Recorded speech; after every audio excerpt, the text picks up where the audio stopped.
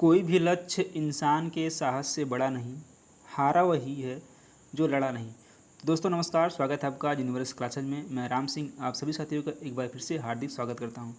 तो कैसे आप सभी, आप आई होप आप शानदार होंगे और अपनी पढ़ाई शानदार तरीके से कर रहे हैं। यदि आप भी तैयारी कर रहे हैं टीजीटी पीजीटी एलटी ग्रेड या फिर किसी भी वनडे एग्जाम या फिर पीसीएस एग्जाम की, तो आपको लगे रहना है और हार नहीं माननी है। मेरे कहने का सेंस यही था कि आपको हार नहीं माननी है और अंत तक आपको लगे रहना है। सफलता आपको ज़रूर मिलेगी। तो चलिए इसी के साथ शुरुआत करते हैं आज के इस महत्वपूर्ण सेशन को, जो कि है भूगोल का सेशन। भूगोल का सेशन है जो टीजीटी पीजीटी एलटी ग्रेड के लिए काफ़ी इंपॉर्टेंट सेशन हो रहा है। आप रोज़ सुबह 10 बजे विजिट करें और आप प्लेलिस्ट फॉलो कर सकते हैं, जिसका लिंक आपको डिस्क्रिप्शन में मिल जाएगा। वहाँ से आप प्लेलिस्ट फॉलो करके पूरी कंप्लीट तैयारी आप अपनी कर सकते हैं।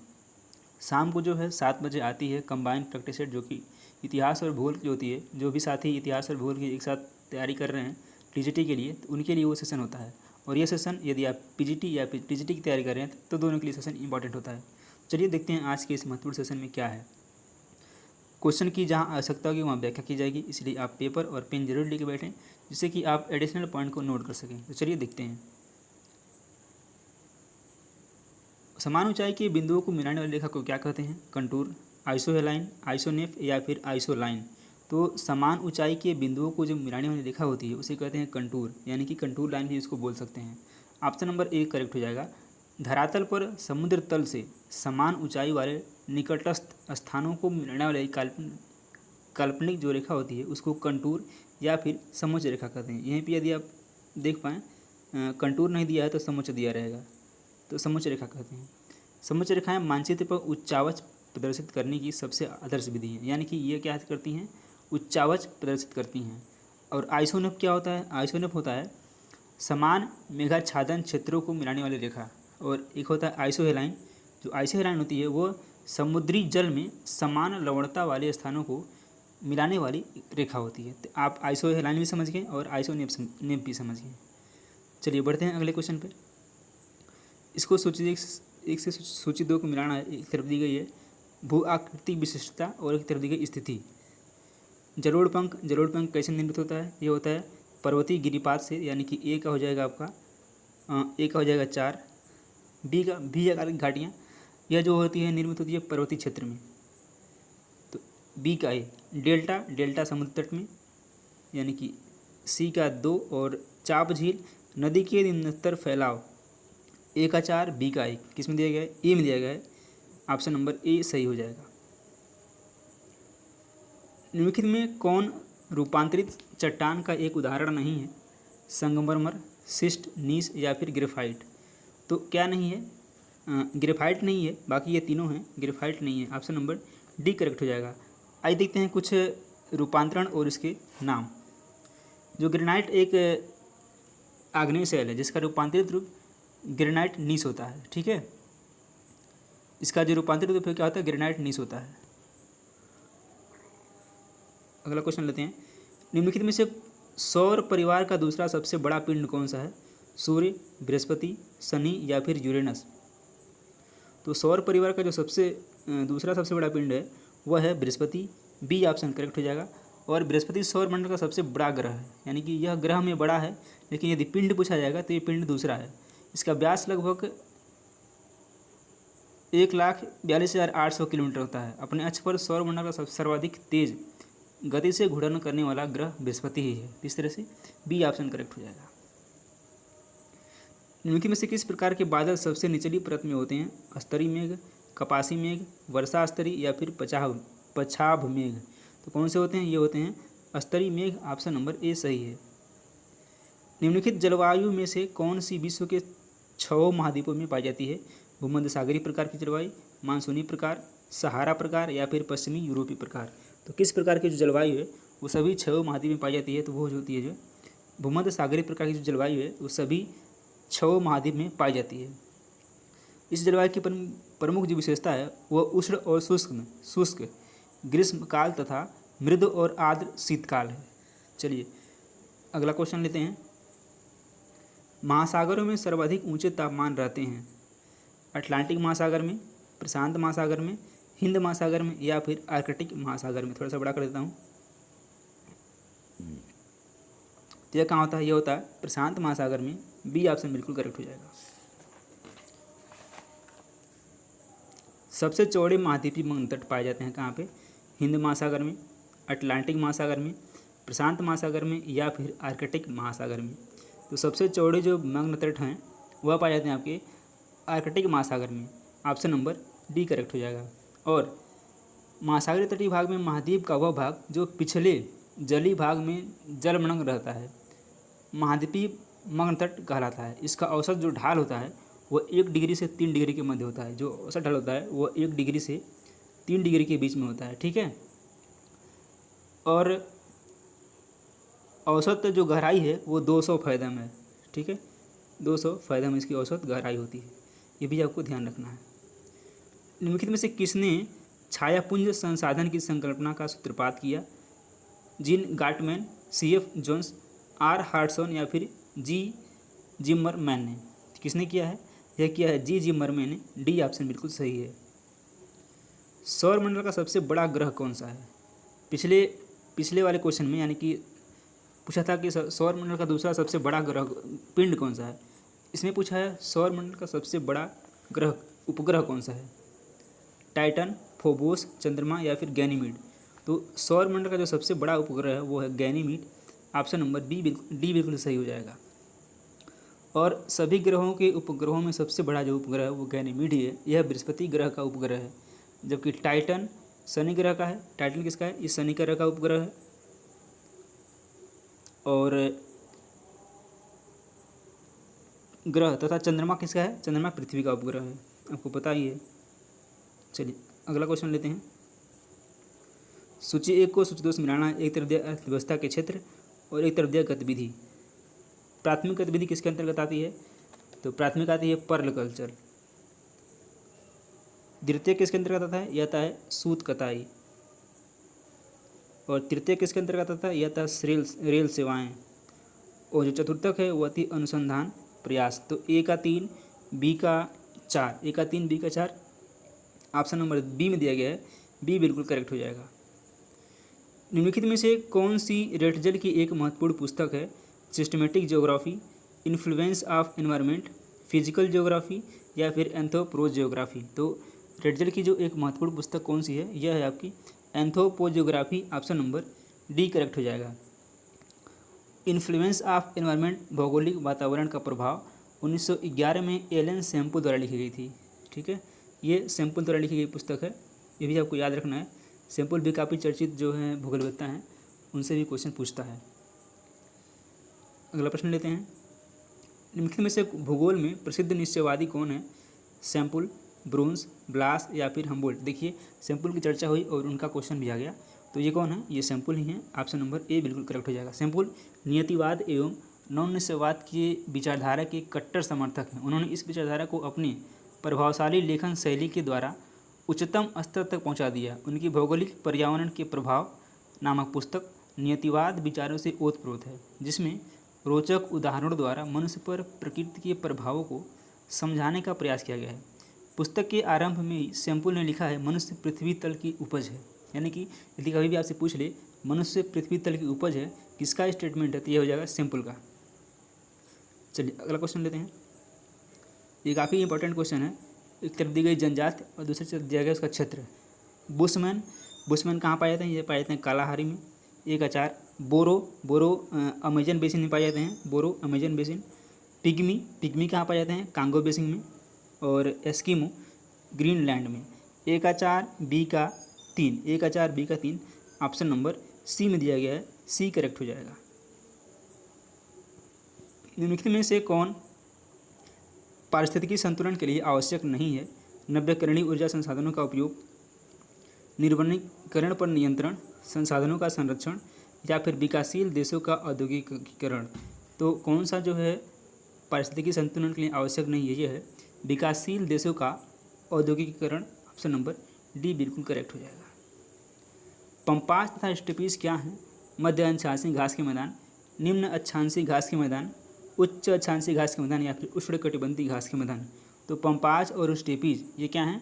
यही हैं मध्य अक्षांशीय घास के मैदान। ए ऑप्शन करेक्ट हो जाएगा। अब बताना है जो घास के क्षेत्र हैं ये कहाँ कहाँ पाए जाते हैं। कुछ इन्फॉर्मेशन ले लीजिए जो कि काफ़ी इंपॉर्टेंट होने वाला है। एक तरफ चलिए नोट करिए, प्रेरीज, प्रेरीज जो घास के मैदान है यह पाए जाते हैं उत्तरी अमेरिका में, स्टेपीज यूरेशिया में, पंपास अर्जेंटीना में, बेल्ड दक्षिण अफ्रीका में, डाउन्स ऑस्ट्रेलिया में, लानोज दक्षिण अमेरिका यानी कि वेनेजुएला में पाए जाते हैं। यदि लानोज दे दिया जाए तो वहाँ पे यदि दक्षिण अमेरिका दिया गया तो ठीक है, नहीं तो दिया रहेगा वेनेजुएला, तो भी आपको लगा देना है। चलिए बढ़ते हैं आगे। अल्पाइन वन उगते हैं 900 से 1800 मीटर ऊंचाई पर, 1800 से 2000 मीटर की ऊंचाई पर, या फिर 2500 से 3000 मीटर की ऊंचाई पर, या फिर डी है 3000 मीटर की ऊंचाई से ऊपर। तो जो अल्पाइन प्रकार के वन होते हैं वो उगते हैं 2500 से 3000 मीटर की ऊंचाई के ऊपर, ठीक है, सॉरी ऊपर ऊंचाई पर। सी ऑप्शन इसका करेक्ट हो जाएगा। 2011 की जनगणना के अनुसार साक्षरता के संदर्भ में निम्नलिखित राज्यों का सही आरोही क्रम क्या है? आरोही पूछा है, ना कि अवरोही पूछा है। देखिए, बिहार, राजस्थान, उत्तर प्रदेश, मध्य प्रदेश, आरोही पूछा है, यानी कि बढ़ते क्रम में। उत्तर प्रदेश, बिहार, मध्य प्रदेश, राजस्थान, राजस्थान, एमपी, बिहार, उत्तर प्रदेश, मध्य प्रदेश, बिहार, राजस्थान तथा उत्तर प्रदेश। तो कौन सा इसका सही क्रम है ये आपको बताना था। तो इसका जो सही क्रम है हो जाएगा आपका बिहार। साक्षरता का पूछा है, यानी कि बढ़ते क्रम में सबसे कम बिहार में है, उसके बाद राजस्थान, उत्तर प्रदेश, फिर मध्य प्रदेश, यानी कि सबसे ज़्यादा कहाँ पे है? सबसे ज़्यादा है मध्य प्रदेश में। और मध्य प्रदेश में कितना है? 69.3%। साक्षरता 2011 की जनगणना के अनुसार सबसे कम किस में है? बिहार में। बिहार में कितना है? 61.8%। और राजस्थान में कितना है? राजस्थान में आपका है 66.1%।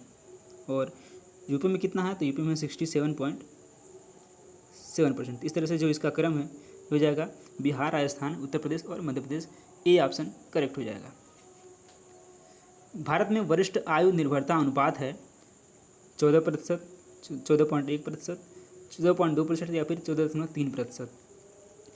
तो क्या है? यह है सी 14%। सॉरी,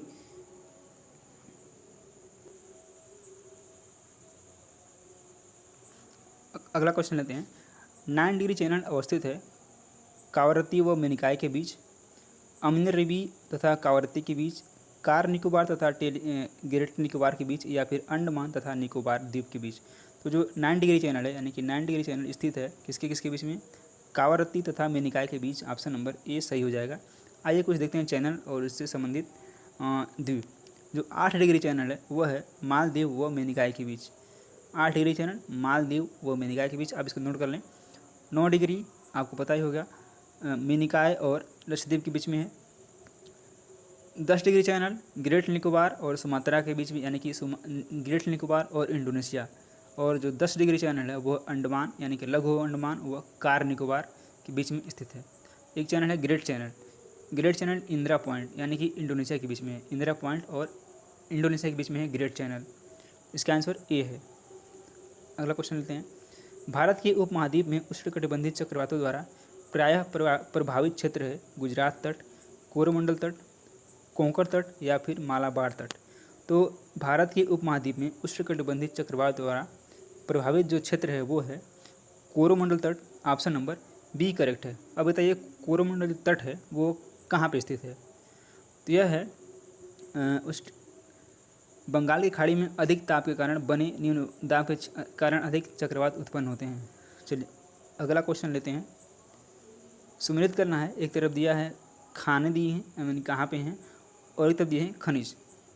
तो देखिए खेतड़ी कहाँ पे है? खेतड़ी किसके लिए प्रसिद्ध है? तो जो खेतड़ी है यह राजस्थान के झुंझुनू जिले में है और यह तांबा खनन के लिए प्रसिद्ध है। कहाँ पे है ये? राजस्थान के झुंझुनू जिले में है। और झरिया, झरिया आपको पता है किसके लिए फेमस है? तो झरिया जो है झारखंड के धनबाद जिला में है और यह कोयला खनन के लिए प्रसिद्ध है। सिंहभूम, सिंहभूम जो है यह झारखंड में ये भी है और यह लौह अयस्क खनन के लिए प्रसिद्ध है। तो ए का 2, बी का 3, ए का 2, बी का 3 किस में होगा ये? ए का 2, बी का 3, यानी कि पहले का सी कुछ गड़बड़ है। ए का 2 होगा। खेतड़ी, खेतड़ी किसके लिए है? तांबा के लिए है। ए का 2 हो जाएगा। ए का 2, दिया हुआ है, ए का 2 इसमें दिया गया, थोड़ा सा इसको पजल कर दिया गया है। इसके लिए इस तरह से ऑप्शन ए करेक्ट हो जाएगा। ए का 2 और बी का कितना है, बी का 3 और सी का क्या है, बी का 3 और सी का क्या है, सी का जो है 1 है। इसको पजल किया गया है, ऑप्शन ए ही करेक्ट हो जाएगा। निम्नलिखित में से कौन स्थल मंडल का वर्णन करता है, ऊपरी और निचला मेंटल, भूपर्पटीय और ऊपरी मेंटल, भूपर्पटीय और क्रोड, या फिर मेंटल और क्रोड। तो जो स्थल मंडल का वर्णन करता है वो करता है भूपर्पटीय और ऊपरी मेंटल, बी ऑप्शन करेक्ट है। मध्यवर्ती अंतर्भेदी आग्नेय चट्टानों का उदाहरण है ग्रेनाइट, डाइक, बेसाल्ट या फिर उपरोक्त में से कोई नहीं। तो मध्यवर्ती अंतर्भेदी जो चट्टान है इसका जो उदाहरण है यह है डाइक, बी ऑप्शन करेक्ट है। ज्वालामुखी उद्गार के दौरान ऊपर की ओर अग्रसर मैग्मा जब धरातली अवरोध अथवा प्रवाह में कमी के कारण दरारों तथा छिद्रों में निक्षेपित हो जाता है तब इसे मध्यवर्ती आग्नेय शैल कहते हैं। शीघ्रता से जमने के कारण इनमें रवें यानी कि क्रिस्टल नहीं बन पाते। डोलाराइट इसी प्रकार के शैल के उदाहरण हैं। इस प्रकार के अन्य जमाओं में सिल, डाइक, सीट, बैथोलिथ और फैकोलिथ आदि प्रमुख हैं। यदि डाइक नहीं है तो आपको मिल जाएगा सिल मिल जाएगा। सिल के अलावा यदि सिल भी नहीं है तो आपको मिल जाएगा डाइक, सीट, बैथोलिथ और फैकोलिथ, ये भी आपको मिल सकता है। इसका आंसर बी हो जाएगा। निम्नलिखित स्थलाकृतियों में से कौन कास्ट स्थलाकृतियों में सम्मिलित नहीं है, बी। क्वेश्चन नंबर 25 देखिए, निम्नलिखित स्थलाकृतियों में से कौन कास्ट स्थलाकृतियों में सम्मिलित नहीं की जाती है, जुवाला, अंधी घाटी, सीफ टिब्बा या फिर निमग्न सकरी घाटी। तो कौन सा नहीं किया जाता, यह किया था सीफ टिब्बा, सी ऑप्शन करेक्ट हो जाएगा। सीफ टिब्बा या सीफ स्तूप बालू का स्तूप के विशिष्ट रूप है। यह पवन के निक्षेपण द्वारा निर्मित स्थल रूप है, अतः यह कास्ट स्थलाकृत नहीं है। जुवाला, अंधी घाटी तथा निमग्न संकरी घाटी कास्ट स्थलाकृति में सम्मिलित किए जाते हैं। इसका ऑप्शन सी करेक्ट हो जाएगा। ज्वालामुखी क्रिया के बारे में निम्नलिखित में से कौन सा कथन सही नहीं है। 80% ज्वालामुखी अभिसारी प्लेट सीमाओं पर मिलते हैं। पिलियन तुल्य ज्वालामुखी सबसे अधिक भयंकर एवं विस्फोटक होते हैं। भूमध्य सागर में स्थित स्ट्राम्बोली एक प्रसिद्ध ज्वालामुखी है। या फिर डी, जब ज्वालामुखी मृत प्राय हो जाता है तो ज्वालामुखी पाइप के जमने से लावा का प्लग का निर्माण होता है। तो क्या नहीं है पूछा गया है। ये भी सही है, ये भी सही है, ये भी सही है, लेकिन ऐसा नहीं होता है। भूमध्य सागर में जो स्थित स्ट्राम्बोली एक सुषुप्त ज्वालामुखी है, न कि प्रसुप्त ज्वालामुखी है। तो इस तरह से सी ऑप्शन करेक्ट हो जाएगा। ये क्या है, ये सुषुप्त यानी कि सक्रिय ज्वालामुखी है। इससे आसपास के क्षेत्र में प्रकाशमान रहने के कारण इसे भूमध्य सागर का इसको प्रकाश स्तंभ भी कहते हैं। तो सी ऑप्शन करेक्ट है। निम्न नदी डेल्टा के में कौन एक पच्छी पंजा डेल्टा का उदाहरण है, गंगा डेल्टा, नील डेल्टा, मिसिसिपी डेल्टा, राइन डेल्टा। तो जो पच्छी पंजा डेल्टा का उदाहरण है वो है मिसिसिपी डेल्टा, सी ऑप्शन सही हो जाएगा। पृथ्वी की सतह पर मौसम परिवर्तन के लिए उत्तरदायी कारकों की पहचान कीजिए। पृथ्वी का घूर्णन, पृथ्वी का परिक्रमण, पृथ्वी का अपनी धुरी पर झुकाव, सूर्य का घूर्णन। क्या पूछा गया है, पृथ्वी की सतह पर मौसम परिवर्तन के लिए उत्तरदायी कारक। तो जो मौसम परिवर्तन के लिए उत्तरदायी कारक है वो क्या है, पृथ्वी का परिक्रमण और पृथ्वी का अपनी धुरी पर झुकाव, यानी कि 1, 2 और 3, बी ऑप्शन करेक्ट हो जाएगा। अगला क्वेश्चन लेते हैं। दो पूर्णिमाओं के बीच अंतराल होता है लगभग 26.5 दिन, 27.5 दिन, 28.5 दिन या फिर 29.5 डेज।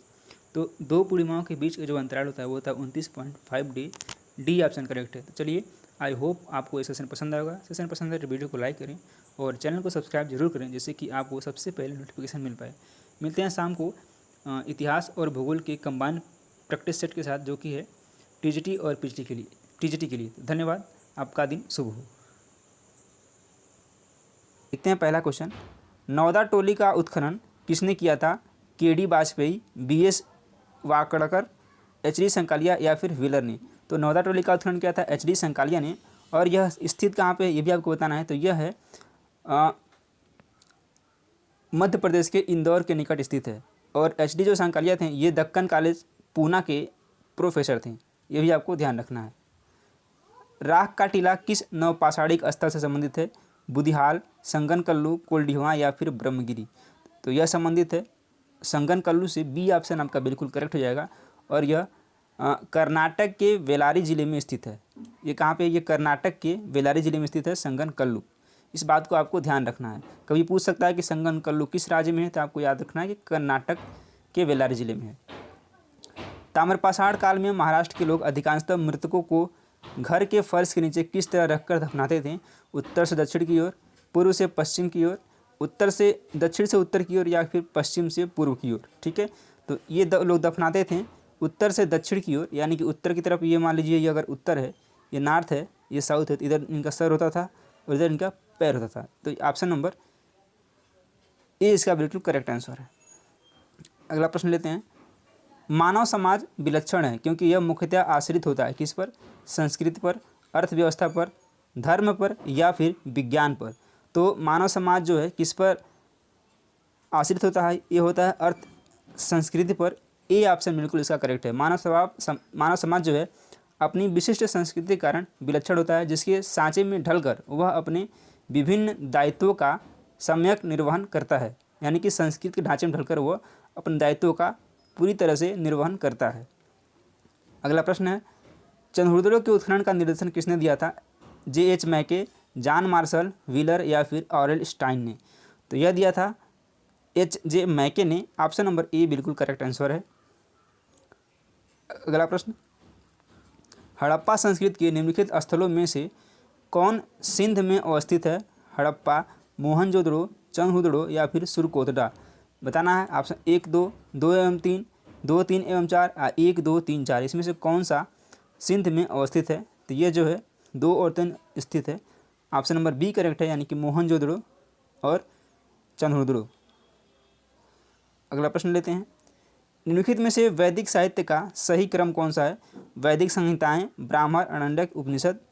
वैदिक संहिताएं, तो इसका जो सही क्रम है वो है ऑप्शन नंबर ए वैदिक संहिताएं, फिर ब्राह्मण है, फिर अरण्यक है, उसके बाद फिर उपनिषद है। तो ऑप्शन नंबर ए इसका बिल्कुल करेक्ट आंसर है।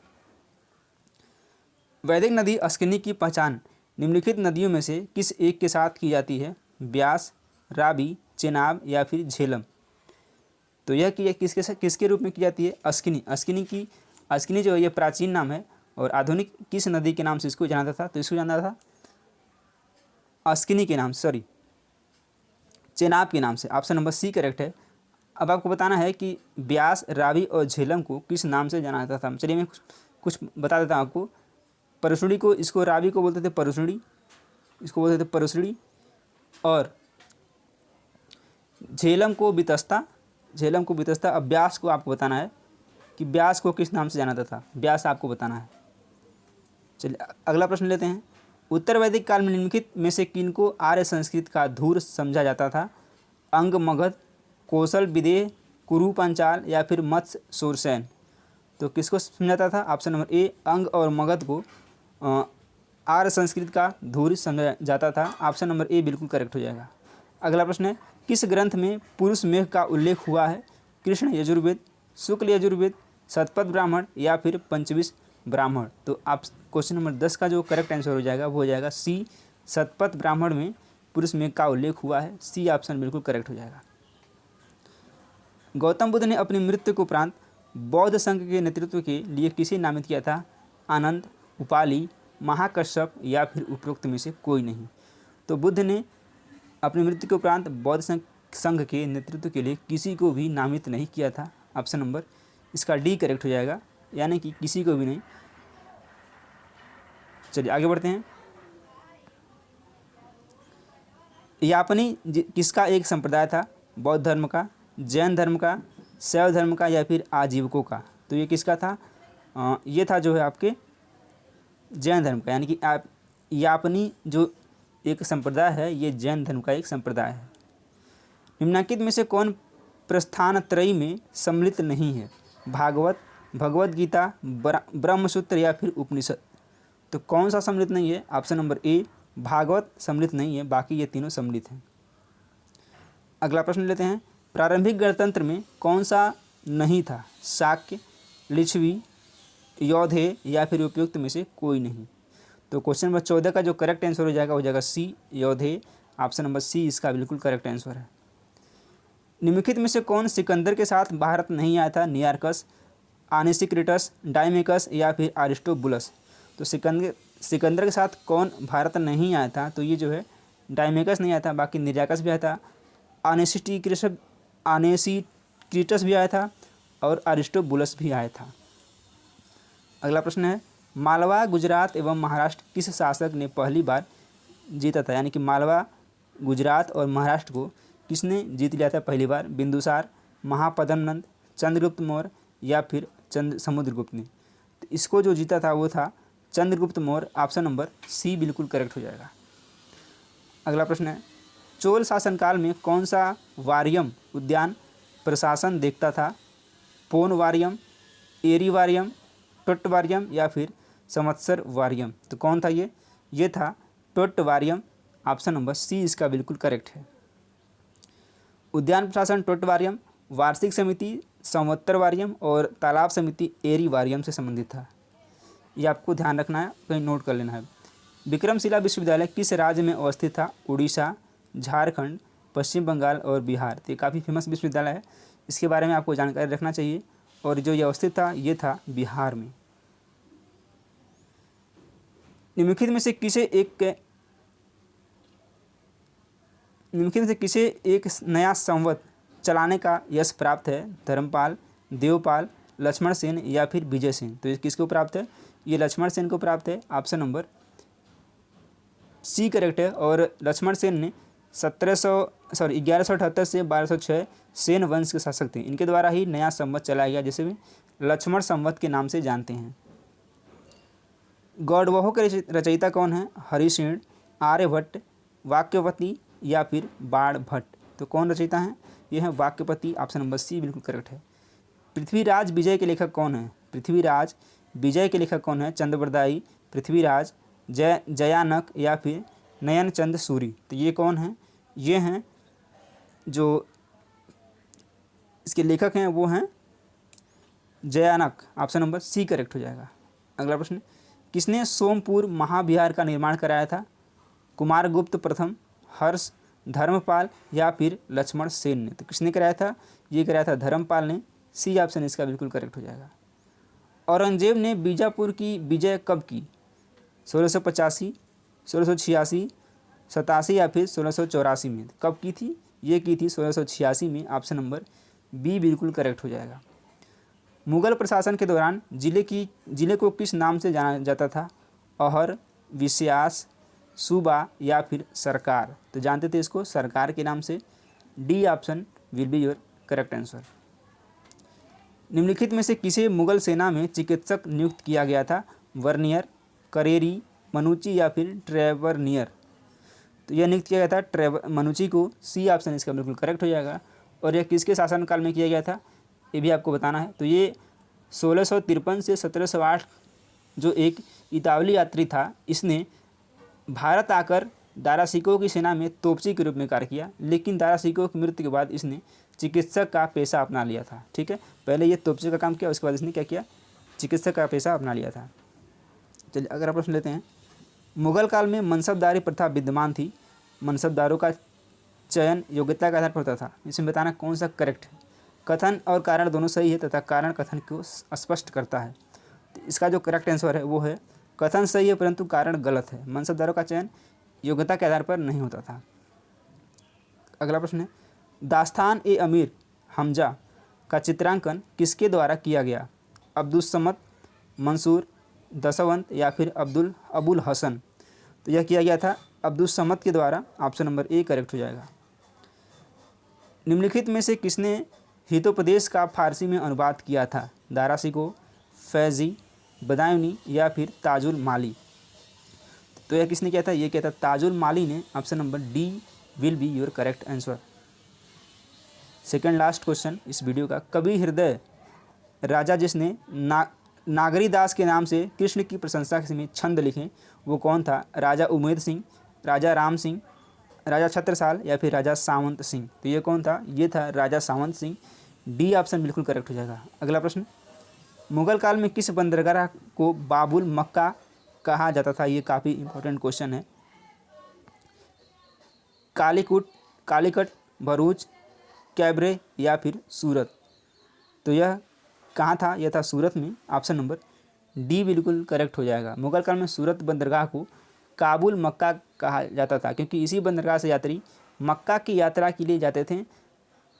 ये आपको ध्यान रखना है, क्यों कहा जाता था? क्योंकि इसी रास्ते से जो यात्री थे ये मक्का के लिए जाते थे। तो चलिए 30 क्वेश्चन थे, 30 क्वेश्चन आपने कितना सही किया आपको कमेंट बॉक्स में कमेंट करके बताना है। कोई भी आपका सुझाव हो, सजेशन हो, कोई आपको क्वेरी हो तो आप कमेंट बॉक्स में बेहिचक कमेंट करिए, हम उसका सलूशन ज़रूर बताएंगे। धन्यवाद।